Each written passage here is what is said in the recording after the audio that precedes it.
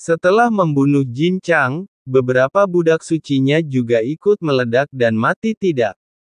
Tanda budak di leher mengirimkan fluktuasi manik, mereka merasakan krisis datang namun apapun yang dilakukan sekarang, itu tidak akan membantu. Hanya dalam waktu singkat jeritan yang menyedihkan tubuh para budak dewa ini semuanya meledak dan mati.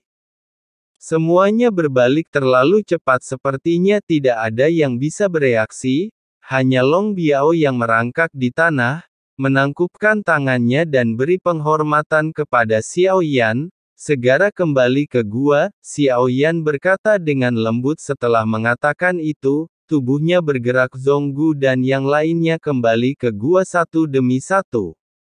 Adapun lingkungan yang hancur seseorang akan segera datang untuk menanganinya.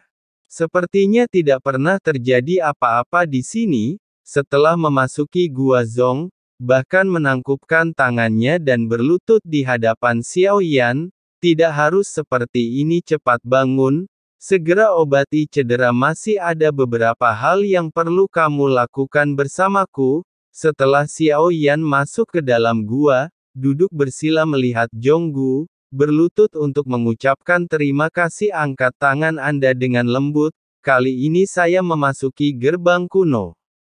Anda belum pernah menerima berkah apapun ramuan ajaib ini akan diberikan kepadamu, Xiao Yan mengangkat tangannya botol giok muncul di telapak tangan.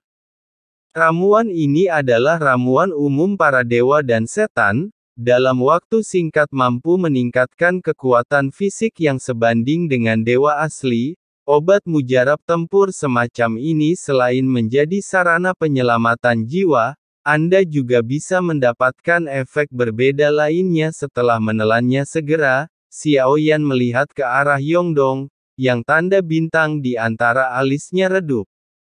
Esensi darah dan darah yang diberikan oleh Xiao Yan sebelumnya memulihkan kekuatan Yongdong. Namun masih belum kembali ke level puncaknya bagaimanapun, dia jatuh langsung dari bintang 8 butuh beberapa waktu untuk pulih, Xiao Yan menjentikkan jarinya sekali lagi, dia memberi Yongdong beberapa tetes darah roh asli. Terima kasih Tuan, Yongdong menangkupkan tinjunya dan mengangkat tangannya. Dia tampak sedikit tidak yakin dengan apa yang dipikirkan Xiao Yan. Sikapnya terhadapnya terkadang baik dan terkadang buruk, kekuatannya juga menurun, karena kekuatan Xiao Yan sekarang, Xiao Yan juga yang telah memulihkan kekuatannya. Mengenai jatuhnya Jin Chang, Zonggu tidak banyak bertanya. Dengan kecerdasannya, dia jelas bisa mengerti ada hubungan yang luar biasa antara Xiao Yan dan Yu Yan, alasan kenapa Wei Feng tiba-tiba mengganti topik pembicaraan setelah melihat Xiao Yan, karena Xiao Yan memiliki hubungan langsung dengan Yu Yan, meskipun mereka semua adalah tuan, jelas sekali para bangsawan lain ini takut pada Yu Yan saat ini. Long Biao sedang mondar-mandir.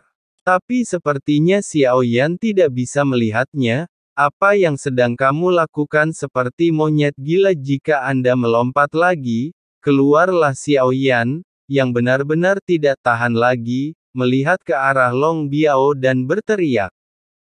Segera, Long Biao diam-diam duduk bersila. Mereka semua mendapat imbalan dari alam kenapa aku tidak.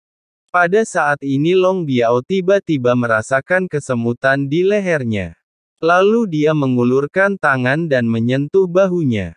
Baru tahu kalau lehernya mulus, tanda budak menghilang. Menghilang saat itulah Long Biao bereaksi. Ini adalah hadiah yang diberikan oleh Xiao Yan kepadanya, terima kasih.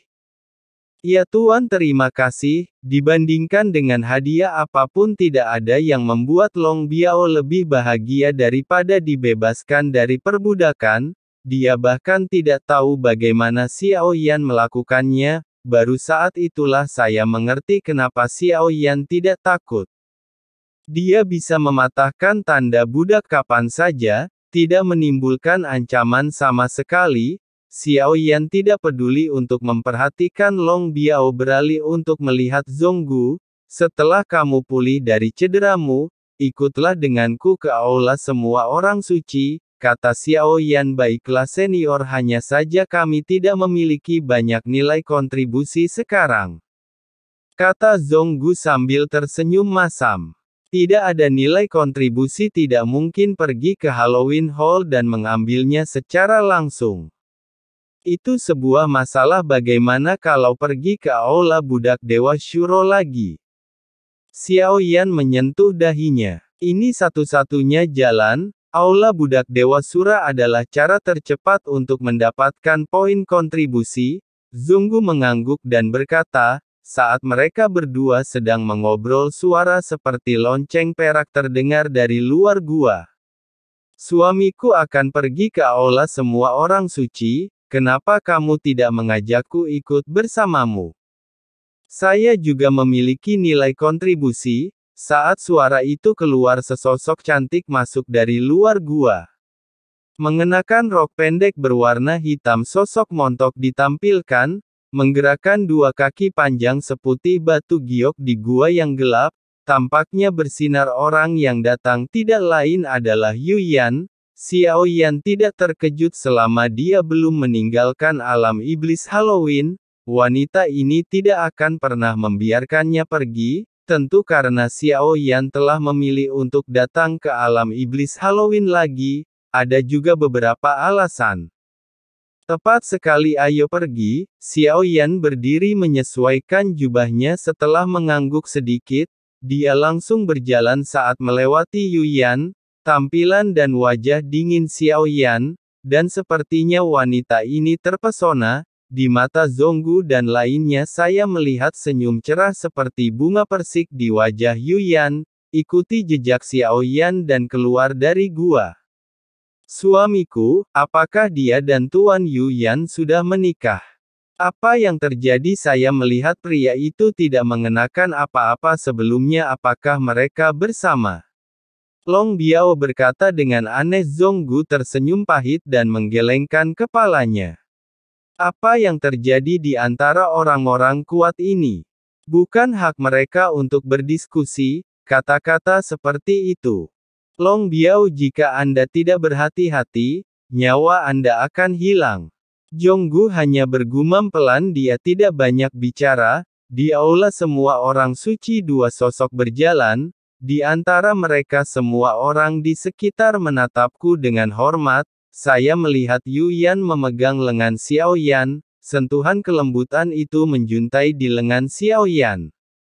Xiao Yan tidak menolak. Bagaimanapun, aku masih membutuhkannya sekarang. Aku bisa mentolerir karena aku masih membutuhkan bantuannya. Matanya melirik ke tablet batu budak. Sekarang tidak ada lagi orang yang tertarik pada Xiao Yan. Apakah kamu tahu dua orang yang kamu bunuh sebelumnya mereka tidak mati? Saat Xiao Yan mengalihkan pandangannya, Yu Yan berbisik di telinga Xiao Yan. Begitu pernyataan ini keluar, keterkejutan muncul di hati Xiao Yan. Gemuruh, dua orang yang kubunuh tidak mati. Dua orang yang mana? Xiao Yan terus bertanya. Itu adalah dua budak ilahi itu. Satu dibunuh olehmu di ladang budak Dewa Shuro, dan satunya seorang pengguna racun dibunuh olehmu di dunia yang hebat. Mereka berdua belum mati, kata Yu Yan perlahan. Dia secara alami tahu kedua orang ini. Yu Yan memberi tahu tentang kedua orang ini, memberi tahu Xiao Yan berita itu. Xiao Yan sangat terkejut melihat Yu Yan. Xiao Yan mencoba mencari tahu apakah wanita ini berbohong padanya untuk pertama kalinya. Tapi Yu Yan lebih emosional daripada masuk akal. Ketika dia yakin bahwa mata anjing itu terikat dan dia tidak ada hubungannya dengan itu, Xiao Yan mengetahuinya. Yang diinginkan wanita ini sangat sederhana, sangat tidak mungkin untuk menipunya. Apakah kamu tahu kemana mereka pergi? Saya tidak melakukan apapun dengan mereka. Yu Yan melambaikan tangannya berulang kali. Yang aku tanyakan adalah kemana mereka pergi. Xiao Yan tercengang saat mendengar ini. Tampaknya Tianxun dan Ning Yao belum lepas dari cengkeraman wanita ini. Oh, aku tidak yakin tentang ini. Tapi selama mereka masih berada di Halloween Demon Realm, saya dapat membantu suami saya menemukannya. Yu Yan terkekeh. Saat ini, dia terlihat seperti orang yang sangat polos, seperti seorang gadis kecil yang tidak berbahaya, seperti pepatah pemburu seringkali menyamar sebagai mangsa.